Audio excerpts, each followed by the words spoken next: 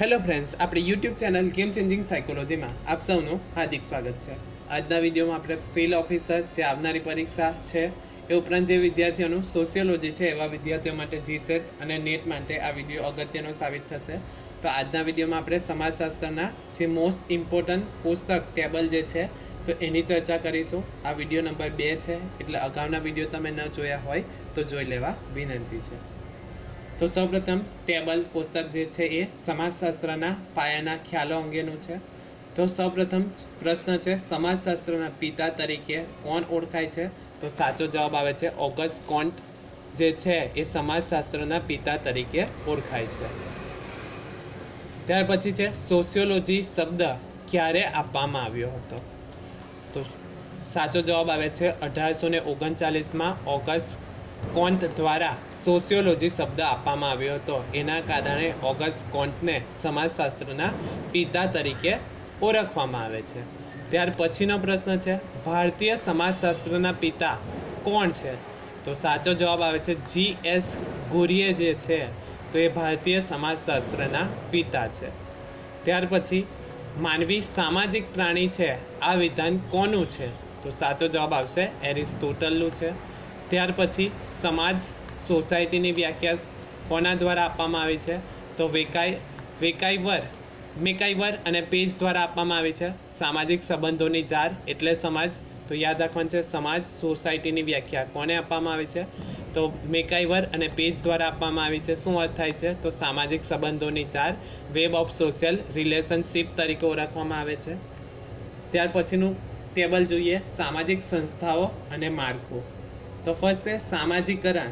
Socialisation એટલે શું? તો બાળકને સમાજના નિયમો, મૂલ્યો અને વર્તન શીખવાની પ્રક્રિયા.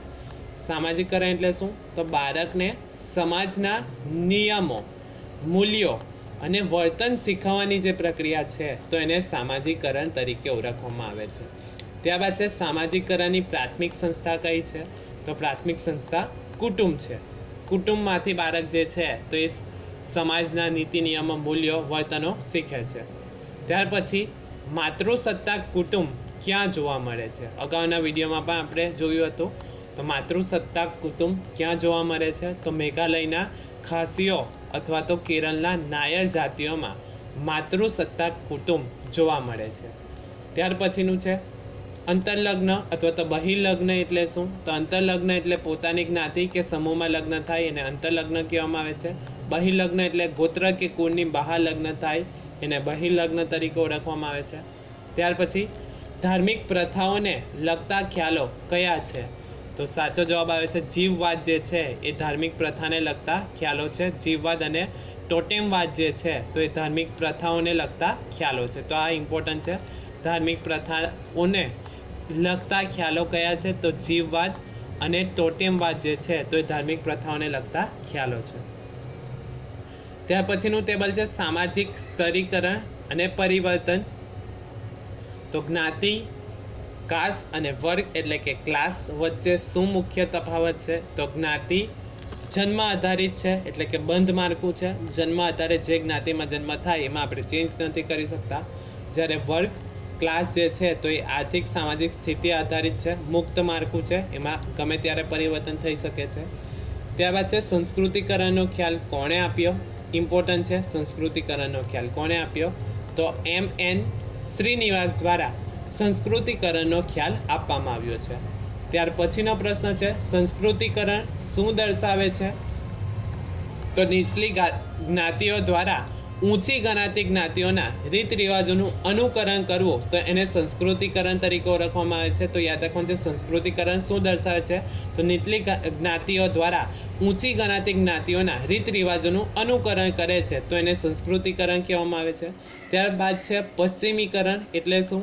તો ભારતીય સમાજ પર પશ્ચિમી સંસ્કૃતિની અસર તો એને પશ્ચિમીકરણ કહેવામાં આવે છે. આ ખ્યાલ પણ M.N. શ્રીનિવાસ દ્વારા આપવામાં આવ્યો છે. એટલે કે અહીંથી બીજો પ્રશ્ન પૂછાઈ શકે, પશ્ચિમીકરણનો ખ્યાલ કોના દ્વારા આપવામાં આવ્યો છે? તો M.N. શ્રીનિવાસ દ્વારા આપવામાં આવ્યો છે. એટલે કે M.N. શ્રીનિવાસ દ્વારા બે ખ્યાલો આપવામાં આવ્યા છે, એક તો સંસ્કૃતિકરણ અને બીજું છે પશ્ચિમીકરણ. ત્યાર પછીનો પ્રશ્ન છે સામાજિક ગતિશીલતા એટલે શું? તો વ્યક્તિ કે જૂથના સામાજિક દરજ્જામાં થતો ફેરફાર તો એને સામાજિક ગતિશીલતા કહેવામાં આવે છે. ફોર એક્ઝામ્પલ, ઊંચે કે નીચે જવું તો એ સામાજિક ગતિનું ઉદાહરણ છે. તો સામાજિક ગતિશીલતા એટલે શું? તો વ્યક્તિ કે જૂથના સામાજિક દરજ્જામાં થતો ફેરફાર એ ઊંચો કે નીચે બાજુ જાય છે તો એને સામાજિક ગતિશીલતા કહેવામાં આવે છે. ત્યાર પછીનું ઇમ્પોર્ટન્ટ ફિલ્ડ ઓફિસર માટેનું ટેબલ છે આદિવાસી સમાજ.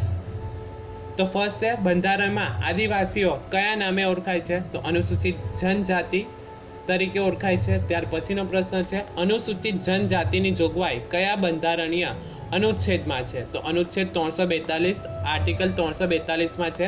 તો જે ફિલ્ડ ઓફિસર માટેનો સેકન્ડ પાર્ટ જે છે તો એમાં કોન્સ્ટિટ્યુશન બંધારણ પણ છે, તો એના માટે પણ અગત્યનું સાબિત થશે. અનુસૂચિત જનજાતિની જોગવાઈ કયા બંધારણીય અનુચ્છેદમાં છે? તો અનુચ્છેદ 342 એટલે કે આર્ટિકલ 342. ત્યાર પછીનો પ્રશ્ન છે આદિવાસીઓની જીવનશૈલીનું મુખ્ય લક્ષણ શું છે? તો સામાન્ય ભૂપ્રદેશ, અલગ સંસ્કૃતિ, અંતરલગ્ન અને ટોટેમવાદ જે છે તો એ આદિવાસીઓની જીવનશૈલીનું મુખ્ય લક્ષણ છે. ત્યાર પછીનો પ્રશ્ન છે સૌથી મોટી આદિવાસી જાતિ વસ્તીની દ્રષ્ટિએ કઈ છે? તો ભારતમાં પૂછાય તો ભીલ અને ગુજરાતમાં પૂછાય તો હરપતિ. ત્યાર પછીનો પ્રશ્ન છે ગુજરાતમાં આદિવાસીઓ કયા પ્રદેશમાં કેન્દ્રિત છે? તો પૂર્વપટ્ટી એટલે કે દાહોદ, પંચમહાલ, છોટાઉદેપુર, ડાંગમાં જોવા મળે છે, તો ઇમ્પોર્ટન્ટ છે. ત્યાર પછીનું ઇમ્પોર્ટન્ટ ટેબલ છે સામાજિક સમસ્યાઓ અને કાયદાઓ. તો સૌપ્રથમ ઇમ્પોર્ટન્ટ કાયદો છે દહેજ પ્રતિબંધક ધારો ક્યારે અમલમાં આવ્યો? તો 1961માં દહેજ પ્રતિબંધક ધારો અમલમાં આવ્યો.